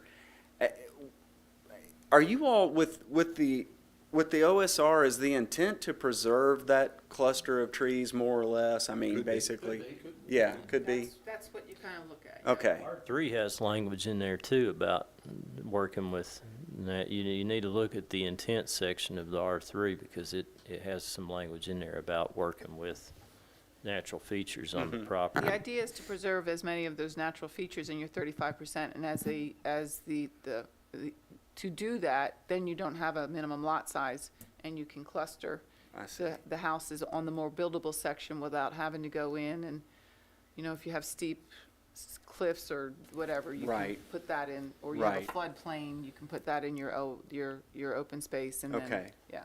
I've got a question. You mentioned earlier about some mature trees along the south side of Baldwin Park. Is it that cluster, or is there a row of them all along? Well, I mean, really, it goes along the entire back part of their property. There's some fairly mature, and the only reason I say that is because unfortunately with these storms that we've seen over the last 7 or 8 months, we've had several trees on our property that have fallen onto residents, and we've cleaned them up, cut them up, and hauled them off. I mean, that hasn't been an issue, but Can I just give Alderman Pinjock, there's 25-foot buffer that is required around R3 developments. understand that. Yeah. So that's where you see all those trees. There's a- Yeah. But I want to make sure that, Yeah, is he you've talking got about to have that until row, you get or to was he that talking ravine. about the cluster? Across through there till you get to the west side where that ravine is at. yeah. And So, I that's mean, another item that you look at when you look at OSR, Right. is the ravines, the sinkholes, the trees, the required buffers. I mean, it's a thing that, like Scott said, we've all looked at the different way of looking at the straight 3 versus OSR. OSR gives you more flexibility. I think with somebody that builds high-end houses, flexibility is more what they're looking for because of lot size. Right, okay. Okay. Would you agree with that, Mark, as far as the, Yeah, I mean, Bridgemore's OSR, and they have a very wide range of lot sizes in there. Okay, Some of the that's lots are interesting. pretty big. I didn't and- know that, okay. And some of them are relatively small, yeah. yeah, you're not having to adhere to a certain lot size. Okay. Well, look, we'll definitely go back, and I'll talk with with Scott on that and see, because we're still kind of, we're doing some planning but also I did want to leave you all because I know that there has been some questions about the S1 part, and I'll just touch on that just briefly here, but if I could, I wanted to leave you with an article that was just published in July of this year, and it talks about the need for S1. You mind if I just hand this out? Obviously, I mean, you can read it or not. It may give you something to read tonight before you go to bed. It's a quick read, but there's some really good statistics and demographics numbers in there that support, I think, kind of what we're wanting to do here. So I'll just leave that with you, and if you all have any other questions, I'll be I just have a few things to say. happy to answer them. One is, before we start talking about the road standards, I'm going to get on my soapbox again. 12-foot lanes, 40-mile-per-hour design speed is unconscionable to put on Bourne Road. We need to stop, we need to amend our subdivision regulations because that is overkill, it's unnecessary, it will be destructive to that very bucolic, nice, beautiful area. I mean, it's peaceful when you go back there, and putting in what we currently have in our subdivision regulations is unconscionable. I'm very frustrated that we still have that as our standards, and I hope that we kind of move away from that quickly because I'm over it. I will say that from the S1 perspective, the residents did say they wanted to retain a more residential, obviously a residential character there, and I think there's a case to be made for the restriction to the 2.5 stories and a pitched roof, somewhat like the development across from the library. Autumn That Care. building over there. Autumn Care. Really fits in well. I mean, it's perfectly S1 in that it's a great transition from the arterial of Campbell Station and moves into what is the residential behind it. Complements it. So that is my concern. The other one is the area that is encompassed by, that is south and west of the unimproved portion of Bourne Road. Across the street from that is open space, estate-sized lots, and R1-sized lots. I'm concerned that R3 is not really a great transition, although R1 OSR has a very similar feel. So I want to be very cautious about how we look at that land, because you really want it to transition nicely and not be jarring to what is already existing there across the road. So those are my concerns. Okay, I'll have one thing to add. The Heron Road, the Vice Mayor is correct. The Heron Road example of a S1 facility is a great example. Okay, we spent a tremendous amount of time with those folks working on that, and with the residents there on Heron. And That's that- directly across from the library there? Yes. Yes. Yes. Very nice facility. And that was kind of a model of what everybody liked. They've done a good job with it. The other thing is, one thing to whoever developer you decide to build, they need to be very aware of our subdivision regulations as far as sidewalks, walking trails, and connectivity, okay? Yes, sir. Particularly sidewalks. We've had issues in the past with certain builders that we've ended up having to call their money in because they didn't build sidewalks. Yeah. And I want to make sure we don't get into one of those I understand. situations, I understand. because all it does is just extend the time that it takes to get things done. That's all I have. Thank you, sir. With the comments that you've heard on the S1 development, the 2 to 2.5 story and the slope of the roof, is that a deal breaker for you? Well, I'll say this. I think that, the last time we went through this, I think potentially had we had a 2.5 story, then potentially it could have got approved, right? And it didn't. So there needs to be some changes on our end, I think, and we're looking to, we're looking at those different avenues on the height, the slope, roof and everything. And so, I think if we can do that and accommodate that, maybe, we can get this through this time. So, we're open to changes. I think that's important. But, again, the workshop, listen to, and look, I know, and I apologize. If you look back the last 2 years, things haven't gone that great. And I'm not saying that, I've only been up here for one other rezoning, and it got approved, and then it got turned down at the alderman. But prior to that, I was never really involved with those. So I'm trying to make some changes here, and I'm trying to, convince Doug, hey, look, let me handle this, let me run with it. I know what they want. It's got to be a win-win, and I'm trying to make that with John and Baldwin Park as well. We've tried to decrease the S1 so that we're not as close to Baldwin Park. And look, I'll just say it, and I hate to say this because it doesn't look good, but I think there's been some stuff that, what's done is done, but Doug never wanted to even do residential, quite frankly, on this. And and I'll say this too, the whole point was to get the highest and best value, which is similar to what, I'm sitting back there listening to Public Steel, and the lady that lives on the back end of that property by the rural metro, she's trying to maximize profit. Real estate is an investment. We all know that. And if you are an owner of it, you want to maximize profits. So that was Doug's intent early on. I think as this thing has gone by, he's seen, okay, look, I can't have, it's not going to work this way. Let's find an alternate solution, something, hopefully there's a middle road.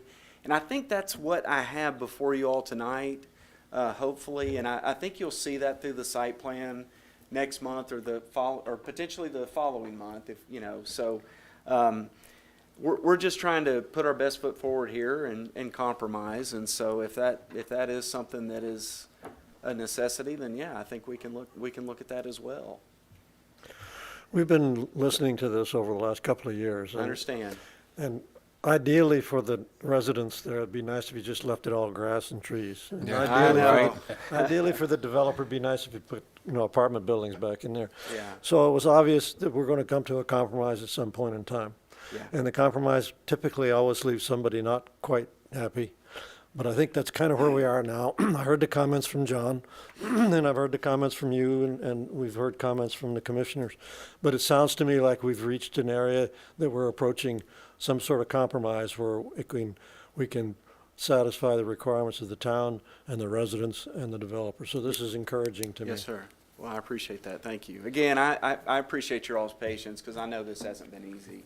I mean, it hasn't been easy for me either, I can assure you. But I think we're finally at a place where, Doug's going to take less for the property.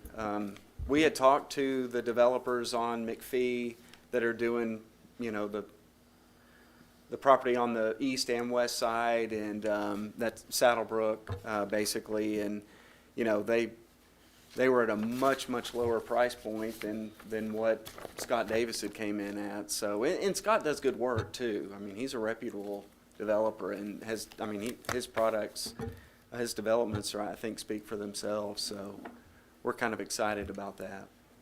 Michael, when you're evaluating R1 OSR versus R3, spend some time on your open space. In R1, you're still going to have a 10% open space requirement. Excuse me. In regular R1 OSR, you're going to have a 35%. R3, you're going to have a 10%. And there are some things that are eligible to be counted towards your open space in R1 OSR that aren't eligible to be counted in your R3. And so I think you to take a deep dive into that, and you may realize that the R1 OSR is a pretty good alternative. Yeah. The only other question I have, and if it's okay, but this was something Scott had asked me, and I said, well, I don't know this answer, but I think he interpreted that if you do the OSR, you've got to come in. Our next step would be to site plan everything and kind of get that approved. It's a lot more concept plan. Which I bet Scott's already done it. I bet he's already done some sort of a layout to try to determine. Yeah. Well, I bet he's done it more. I bet he's taking GIS information and drawn a layout. And that's, you maybe got to have a little bit more than a thumbnail sketch, but it's not that complicated. Okay. But that's not required for rezoning, only OSMR. Okay. OSMR required, because we want to know where the townhomes I see. are. I That see. was one of the things that the Okay. board wanted to see. But, right, OSR. If we just do regular is- R1 OSR, you don't have to have a Don't have concept to have plan in. concept plan for rezoning, not rezoning. for the Okay. rezoning. Okay. But it is the first step in developing the property, right. is the Okay, concept plan for okay. the whole property. Okay, perfect. Thank you for that clarification. That's all I have. If you all have any questions, additional questions, I think we've covered it. Okay. Thank you, Thank you, Michael. thank you. Appreciate it. Yes, sir. Agenda item number 7 has been removed from the agenda or postponed? Really removed. Removed. Be a better way to put it. Yes, here. And Mark, are there any utilities? Not any utilities. And do we have any citizen comment cards? Don't, but I do want to make an announcement that we do have the public workshops coming up on August 31st for the mixed-use town center vision plan. And Mark did a lovely video. He did. Oh, yeah, your video was awesome. Don't announce that. That was a very impromptu. That's the only way to do it, Mark. I just found out 30 minutes before that was made that I was going to be making that. So, but anyway, that will be at the community center on the 31st of August. There's 2 sessions. One will be at 11:30, the other's at 5:30. And we really want to get as many people to those events as possible and get as much input as we can, so that we can have a good vision plan moving forward. So that's the only announcement I have on that. Very good. Thank you very much, Mark. The time now is 9:05 PM, and without further any objections, the August 17th, 2023 Farragut Municipal Planning Commission meeting is adjourned. Thank you, Scott. Great job, Scott. Thank you. It's probably on the website.